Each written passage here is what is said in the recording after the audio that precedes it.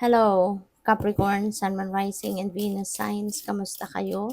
Sana po'y nasa mabuti kayong kalagayan. Welcome back po sa Star Tarot. At kung bago kayo rito, welcome din po kayo. Please subscribe, like, share my videos, and leave me a comment kung nakaresonate kayo. So, Capricorn, sumama na silang lahat. So, we have 10th, ayan, temporary situation. So, you may be in a situation sa ngayon na, alam mo yun, hindi ka rin naman nawawalan ng pag-asa because you know pretty much that everything is just temporary. Diba? Lahat nagbabago. Always remember that everything changes. Diba? Walang permanente na yung forever yun na yun. Habang buhay ka, yun na yun. Walang ganon. No? Lahat nagbabago. Kaya, ano man ang iyong sitwasyon sa ngayon, rest assured that that is going to change very soon. That is going to change. That situation is going to change when the time comes na kailangan ng magbago.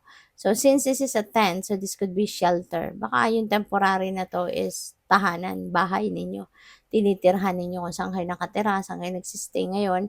That's just temporary. Kaya, konting tiis lang muna. Konting tiyaga pa kasi maaring naghahanap ka pa ng permanenteng matitirahan, maaring temporarily baka nasa ibang bansa ka, 'di ba? Baka ikaw ay nasa tour, medyo naiinis ka na siguro sa tinitirahan mo. So, huwag ka mag-alala kasi hindi ka rin din naman diyan magtatagal, hindi ba? So, or any other situation. So, probably this is asking you for more patience, 'di ba? And always remember that this is temporary. All right? Makakabalik at makakabalik ka din sa permanente mong tinitirhan.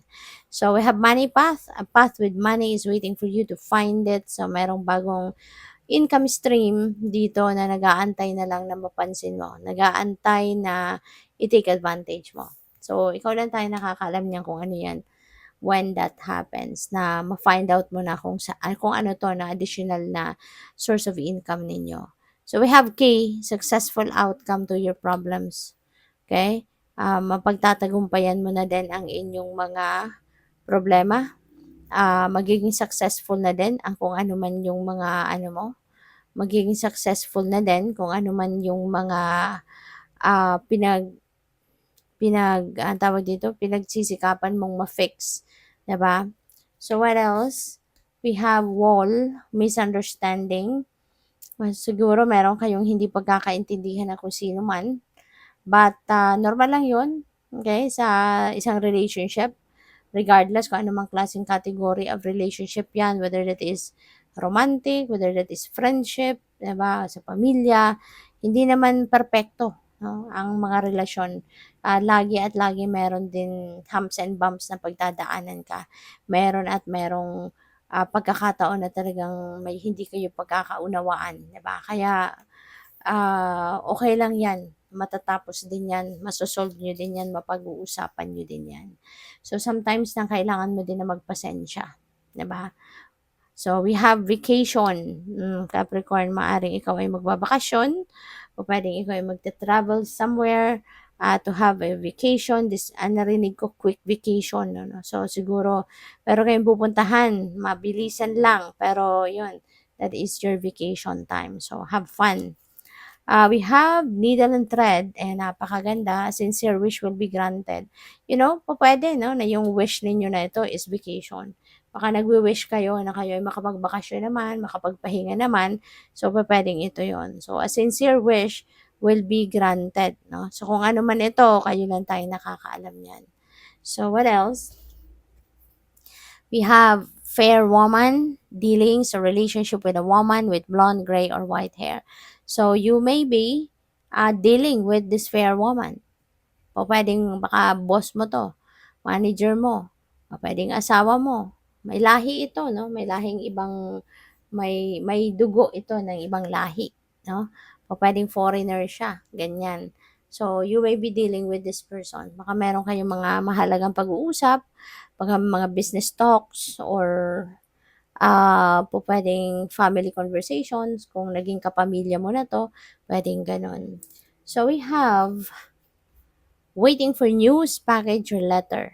Ayan. So, meron kayong inaantay na balita, bagahe, sulat, no? So, kung ano man ito, maaring dadating na din yan, no? Kaya nga may mensahe kayong nag-aantay kayo rito.